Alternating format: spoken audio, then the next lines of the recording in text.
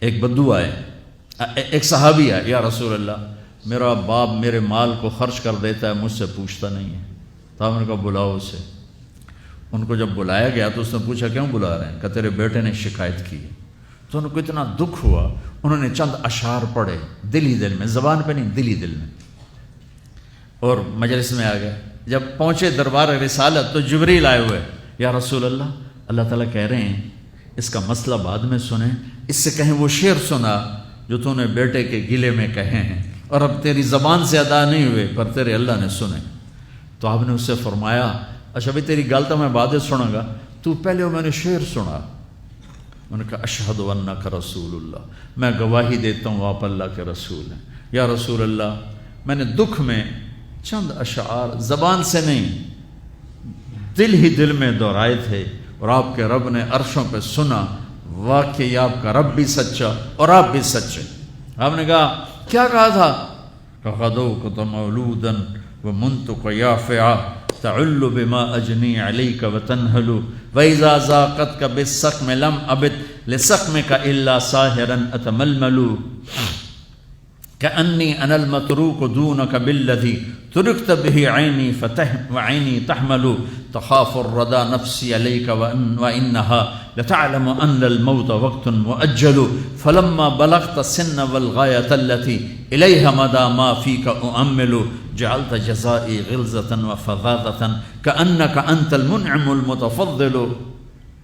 فإن لم تر حق ابوبتی فعلت كما الجار المجاور يفعل۔ میرے نبی کے ٹپ ٹپ آنسو۔ کہا میرے بیٹے جس دن تو پیدا ہوا ہم نے اس دن اپنی ذات کے لیے جینا چھوڑ دیا، ہم نے تیرے لیے زندگی کا سفر شروع کیا، تجھے ٹھنڈی چھاؤں میں بٹھانے کے لیے گرم ہواؤں سے لڑا، تمہیں ٹھنڈی ہواؤں سے بچانے کے لیے برفانی راتوں میں کام کیا، تیری ایک مسکراہٹ دیکھنے کے لیے ساری ساری رات تڑپا، ساری ساری رات اپنے آپ کو کوہلو کے بیل کی طرح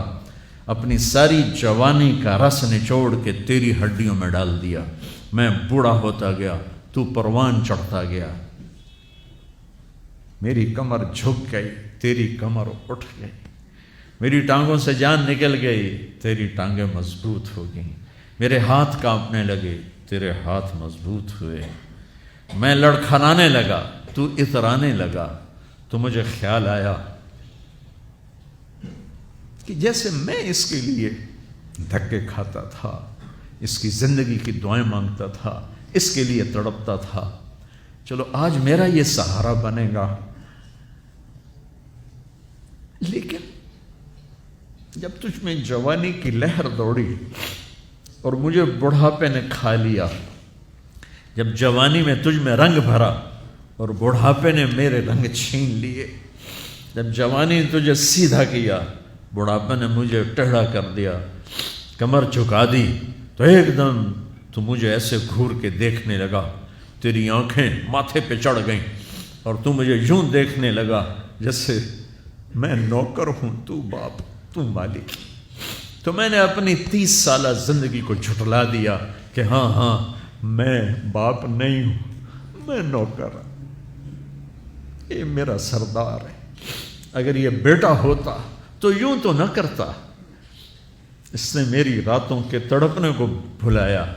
میرے گرمی سردی سے لڑنے کو بھلایا، کولو کے بیل کی طرح میرے چکر کاٹنے کو بھلایا،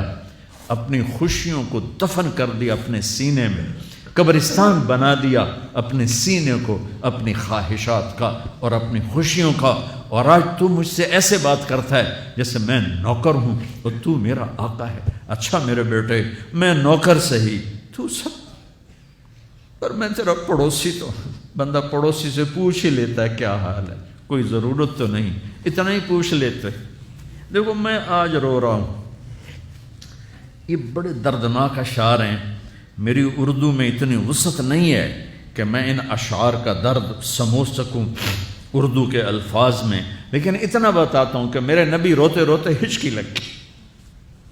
اتنا روئے،